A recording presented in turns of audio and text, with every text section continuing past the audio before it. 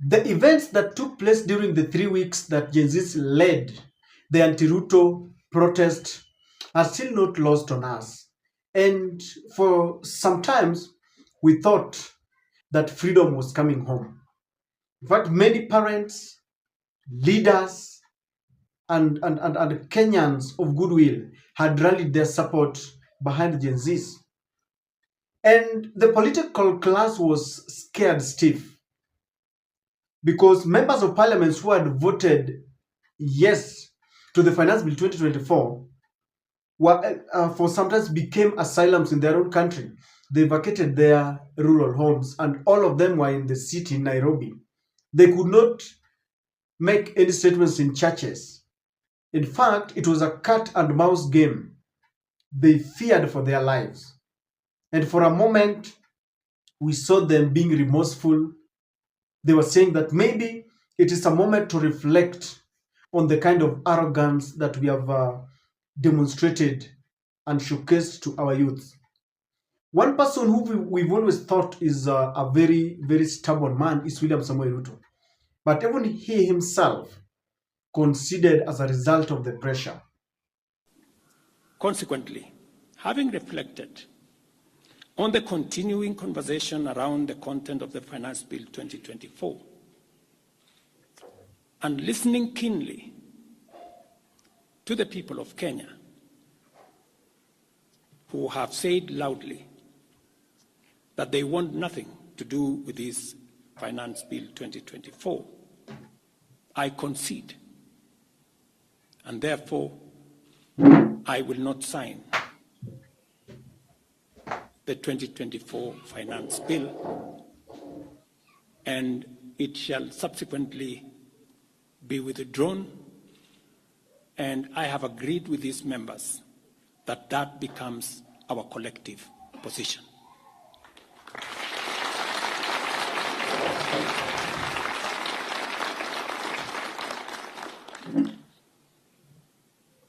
In fact, after that speech, most of the members of parliament who are allied to William Samoei Ruto were very calm.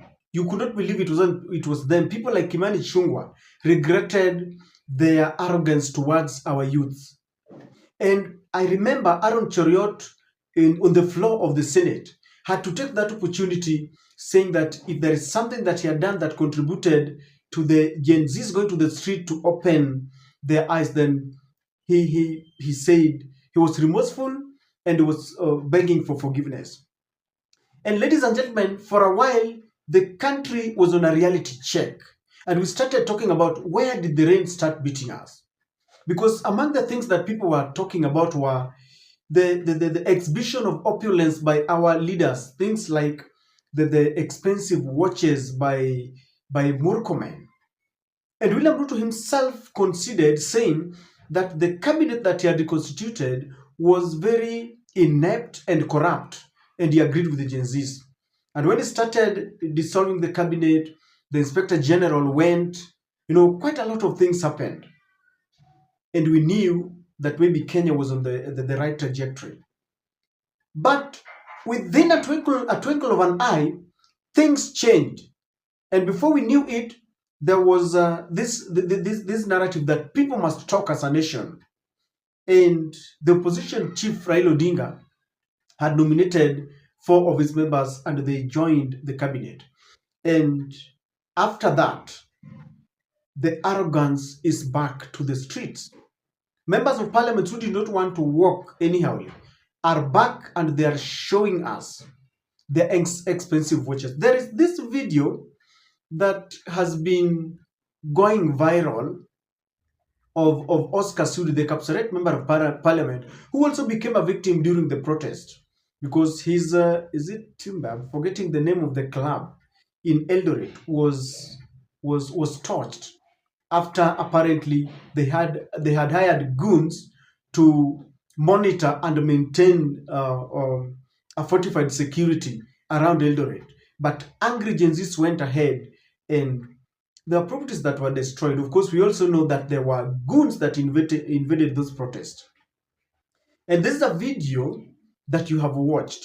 Before we watch it, I wanted us to look at another video by Wafula or by Waluke, also showing a kind of arrogance. You know that for sometimes they became very polite, but now they're back at it. Kindly listen to Waluke giving Gen Z's warning as if these are members who had been very quiet. In fact, at some point they were even considering leaving the country. President Ruto ameongea jana kama President and Commander in Chief. Na hiyo ndiye imekuza roho yangu mimi. Kuonya watu ambao wamejificha kwa Gen Z ama vijana wetu wale wanafanya vitu ambaye nataka kuharibu nchi ya Kenya. Nchi hii haina spare part. Na President, tunakushukuru kwa vile umeongea kitu ambaye sisi wengi tulikuwa tunataka uongee hivyo, utoe komandi namna hiyo.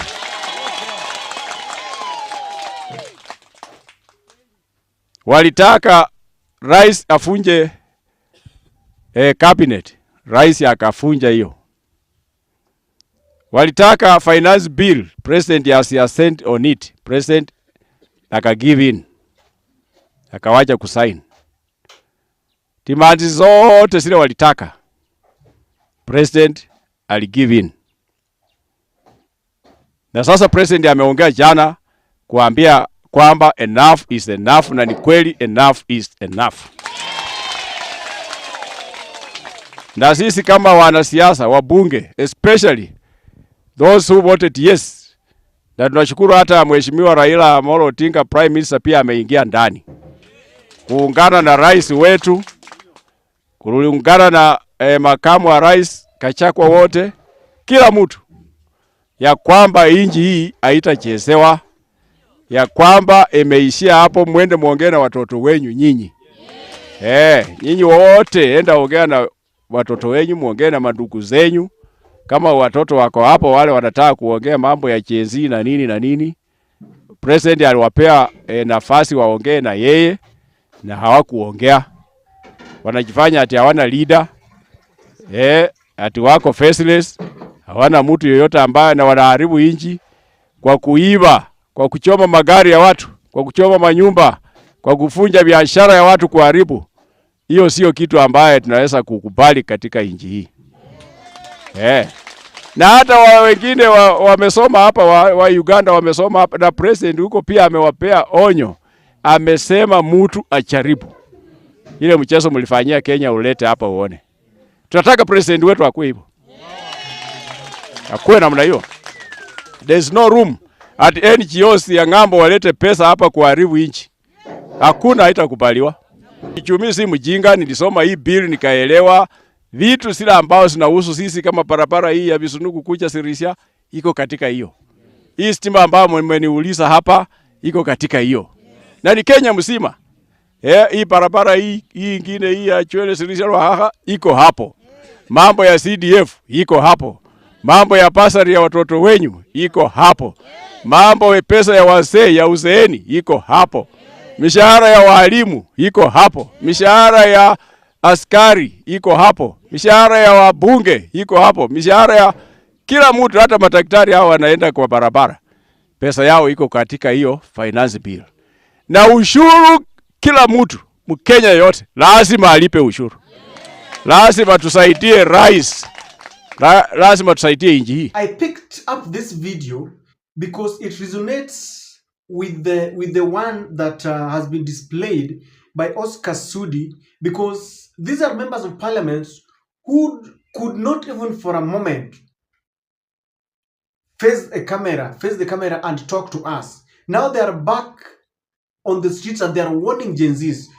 Let me ask you, when the protests were going on, could they find the audacity of giving us a warning, of trying to warn us, telling us that, William Ruto said enough is enough? And I think this was when that was before the last protest that was staged by Gen Zs, when they told the government that they were going to the airport, and then they changed when the government unleashed all the machinery, all the policemen to airport.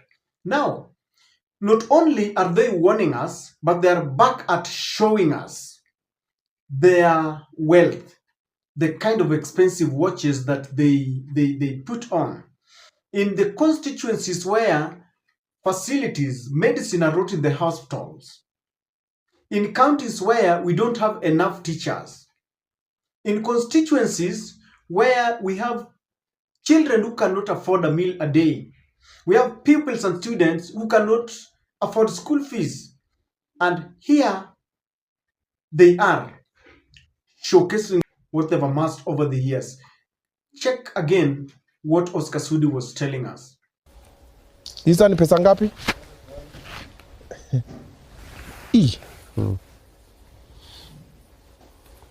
Oh wow. And it's also very heavy. Google. Wacha nipige na Google Lens niwaambie tu bei sahi. Google, please. Kama ilitengenezwa ng'ombe ama miti, Google. Cabinet ilishafuliwa tena. Sema ngwe. Google, my friend. Aya. Ndio hiyo niko Google Lens. Pam. Search.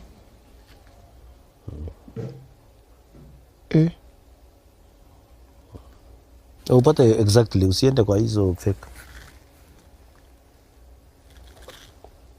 Oh wow. Ngoja, so napata bei mingi. Tafuta hiyo kabisa, hiyo tafute, ni mingi. Na nimezipata hapa. Hapa imeandika 128,000 US dollars. Wacha tu convert.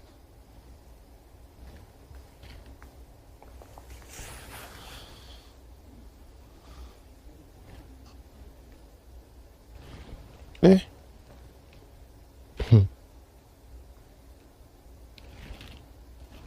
16.6 million.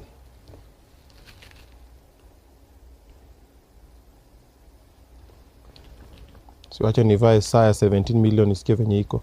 Hata nimejua kuivaa kweli. Jesus. Yeah? Kunje ingine kwanza au upande ingine. Kunje mbele. Nikunje hivi. Haya ndio hiyo. Hii saa ni 17 million. Unasikiaje?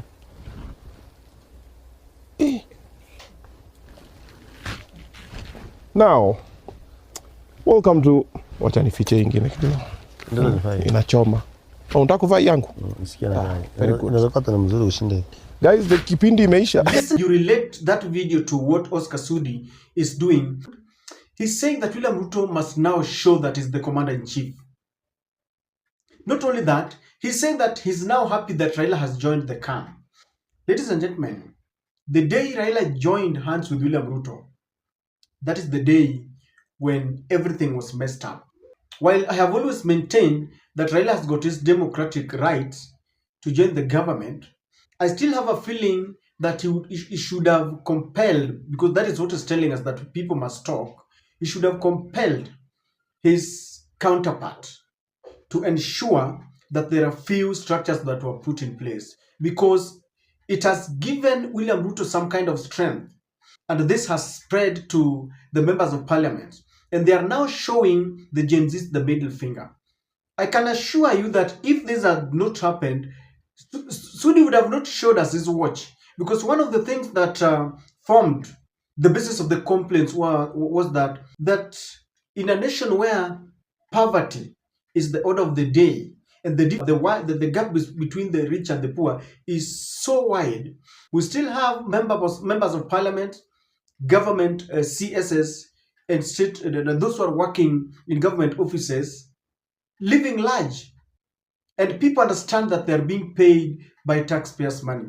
And then when you look at somebody like Sudi, you want to tell me that in that constituency, when you are working with a watch that is worth 18 million, I mean, seriously speaking, and I know we cannot determine someone's life, you cannot, prevent someone from, enjoying his life, luxurious life, but we know the amount of money that people are being paid, whether you are a member of parliament, and for the period that you've worked. And we understand that according to the basic needs, you cannot choose to afford a watch that is worth 18 million Kenya shillings if you are depending on your own money. And these are the people whose names have always come up as conduits of corruption. You remember the other time, the G2G oil deal, Oscar Sudi's name featured. Is a very close ally to William Ruto in a government that is being accused of corruption. And William Ruto has come back or gone back to factory settings. He no longer fears anything. He does whatever he wants. The other day you saw them, you've seen the controversy between the ESCC and the ODPP. He has about Wycliffe and Bets of Paranya. You've seen people like Chirchir and Murkomen going back to the cabinet. Why? Because they have the protection of Raila. Once you've taken them in, they feel safe. But I've said this over and over again. We are sitting on a time bomb. If you think that by taking Raila's people, by inviting Raila so that you can be in government, then you are safe, it can be for a moment. But the real issues that people are talking about must be resolved. Otherwise, when the generation comes up again to talk about real issues, they will talk knowing very well that you're in bed with Raila, that you have the police, that our people have been killed, and they will be prepared fully for that. And William Ruto must be very careful because people are watching as things transpire. They are watching as leaders warn and as they continue to showcase their wealthy lifestyle, luxurious lifestyle that they have as they have accumulated wealth. And soon it will explode. I know they have sold this narrative that someone wanted to topple the government, and so it was wrong even to go to the streets. So they are diluting it as if there were no real issues that Gen Zs were talking about. Because now what they are trying to measure on is, we are investigating some aides from Brigadier Gachagwa's office. And when people hear that it could be the deputy president who was planning for mayhem, then it neutralizes everything. But the bottom line is, we had issues that we were talking about. They have not been resolved. And I want to ask Gen Zs to prove that they were not being sponsored by moving on with their demonstrations. Because if they stop now, then William Ruto will be proven right. Because he's alleging that these people had their leaders and somehow they have been cornered and they're being investigated. So if they stop, then people will say that, okay, so these people were never genuine. And ladies and gentlemen, it's not yet over. It is a luta continua, and William Ruto must be worried because history has shown that when people go to the street and they are out to achieve what they want, they have always overcome. And if William Ruto thinks that this was just a moment of eruption by people who wanted to overturn his government, I don't know, Ford Foundation, soon it will be out of hand because I know even the police is tired. It is by the grace of God, it is by a whisker that he survived. How I wish that he takes that opportunity to ensure that everything that Gen Zs did or wanted are resolved. Otherwise, he's back at it again, and all the members of parliament are now charged because they feel Gen Zs have been defeated.